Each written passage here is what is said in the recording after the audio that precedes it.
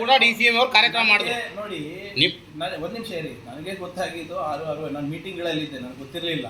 ನಾನು just 500 metres ಅವೇ ನಮ್ಮ railway parallel ಒಂದು 3 ಕಿಲೋಮೀಟರ್ಸ್ ರೈಲ್ವೆ ಪ್ಯಾರಲಲ್ ರೋಡ್ ಅಲ್ಲಿ ನಿನ್ನೆ ನಾವು ಯಾದಗಿರಿಗೆ ಹೋಗಿದ್ವಿ. ಅವ್ರ ಕುಟುಂಬಸ್ಥರಿಗೆ 4 ಗಂಟೆಗೆ ಮಾಹಿತಿ ಕೊಟ್ಟಿದ್ದಾರೆ, ತಮ್ಮ ಮಗ ಡೆತ್ ಆಗಿದ್ದಾರೆ ಅಂತ.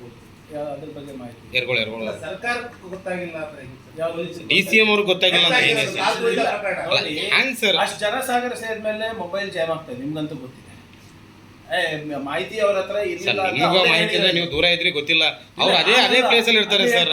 How it possible sir? ನೀವೇ ಹೇಳ್ರಿ, ಇಲ್ಲ 10,000 ಜನ ನಮ್ದು ಫಂಕ್ಷನ್ ನಡೆದಾಗ ನಿಮ್ಮ ಮೊಬೈಲ್ಗಳು ಚಾಲು ಇರ್ತಾವ, ಹೇಳ್ರಿ ನೀವೇ ಸರ್. ಅವ್ರಿಗೆ ಗೊತ್ತಿದ್ದಕ್ಕೆ ಸರ್, ಇನ್ನೊಂದು ಸರ್, ಅವ್ರಿಗೆ ಗೊತ್ತಿದ್ದಕ್ಕೆ ಕಾರ್ಯಕ್ರಮನ 15 ನಿಮಿಷ ಮೊಟಕು ಮಾಡಿದ್ದಾರೆ. ಈಗ ಪ್ರವೀಣ್ ಅವರೇ, ನನ್ನ ಹತ್ರ ಇರೋ ಮಾಹಿತಿ ಎಲ್ಲಾನು ಸಂಪೂರ್ಣವಾಗಿ ಇಲ್ಲಿ ಇಟ್ಟಿದ್ದೇನೆ. ಇದಕ್ಕಿಂತ ಮೀರಿ ನಾನು ಏನ್ ಹೇಳ್ಬೇಕಂತ ಹೇಳ್ರಿ ಅದನ್ನ ಹೇಳ್ಬಿಟ್ಟು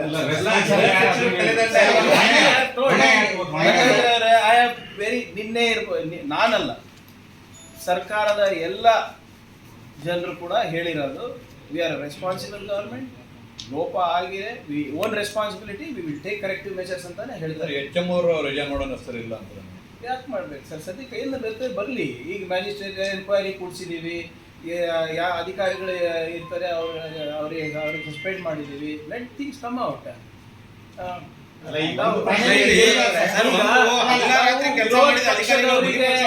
ಇಲ್ಲ, ಕೆಲಸ ಮಾಡಿದ್ರು ಅವ್ರನ್ನ ಬಲಿಪಶು ಎಷ್ಟು ಮಟ್ಟಿಗೆ ಸರಿ ಸರ್? ನೋಡಿ, ಬಹಳ ಸ್ಪಷ್ಟವಾಗಿ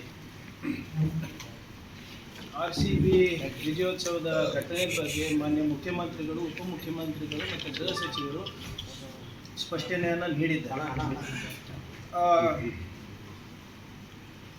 ಈ ಘಟನೆ ಆಗಬಾರ್ದಾಗಿತ್ತು ಅಂತ ವಿಷಾದ ಕೂಡ ಎಲ್ಲರೂ ವ್ಯಕ್ತಪಡಿಸಿದ್ದಾರೆ.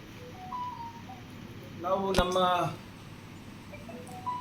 ಕೈಲಿ ಏನೇನಾಯಿತು ಅವೆಲ್ಲನೂ ಕೂಡ ನಾವು ಮಾಡಿದ್ದೇವೆ. ತಾವು ಗೊತ್ತಿರೋ ಹಾಗೆ 18 ವರ್ಷ ಆದಮೇಲೆ ಮೊದಲನೇ ಬಾರಿಗೆ ಈ ಪಂದ್ಯವನ್ನು ಗೆದ್ದಿದ್ವಿ. ಜನರ ನಿರೀಕ್ಷೆ ತಕ್ಕಂಗೆ ನಮ್ಮ RCB ತಂಡದವರ ಆಡಿ ಒಂದು ಹೆಮ್ಮೆಯನ್ನು ಗಳಿಸಿದ್ರು. ಮುಂಚೆ ಎಲ್ಲ ಏನಾಗ್ತಾ ಇತ್ತು, 1-2 ದಿನ ಗ್ಯಾಪ್ ಕೊಟ್ಟು ವಿಜೇತರು ನಗರಕ್ಕೆ ಬರ್ತಾಯಿದ್ರು. ಆದರೆ ಮೊದಲನೇ ಬಾರಿಗೆ ಏನು ಕಪ್ ಗೆದ್ದು 24 ತಾಸು ಒಳಗಡೆನೆ ಆ ನಗರಕ್ಕೆ ಬಂದಿರೋದು ಮೊದಲನೇ ಬಾರಿ. ಅಂದರೆ ಜನರಲಿ 1 or 2 ಡೇಸ್ ಗ್ಯಾಪ್ ಕೊಡ್ತಾರೆ. ಆಮೇಲೆ ಭಾಳ ಸ್ಪಷ್ಟವಾಗಿ ನಮ್ಮ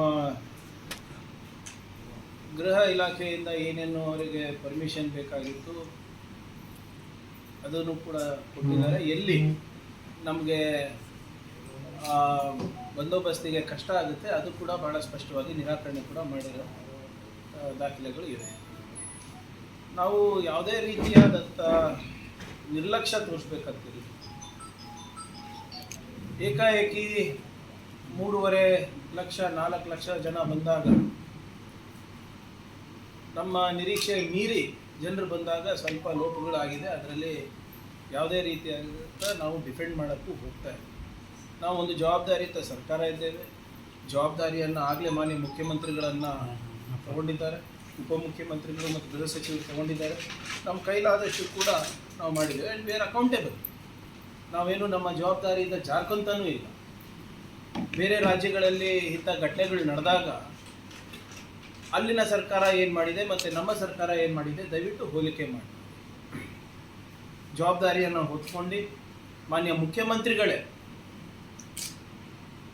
ತಮ್ಮ ಮುಂದೆ ಪ್ರೆಸ್ ಮೀಟ್ ಮಾಡಿ ಏನೇನಾಗಿದೆ ಅಂತ ಹೇಳಿ ಸಂಪೂರ್ಣ ಏನು ಟ್ರಾನ್ಸ್ಪರೆಂಟಾಗಿ ಕ್ಯಾಶುವಲ್ಟೀಸ್ ಎಷ್ಟಾಗಿದೆ, ಎಲ್ಲಿದ್ದಾರೆ, ಹೇಗಿದ್ದಾರೆ, ಮೀಡಿಯಾಗೆ ಯಾವುದೇ ರೀತಿಯಾದಂಥ ಕಡಿವಾಣ ಹಾಕ್ಲಾರ್ದಂಗೆ ನಾವು ಟ್ರಾನ್ಸ್ಪರೆಂಟಾಗಿ ನಾವು ಮಾಡಿದ್ದೀವಿ.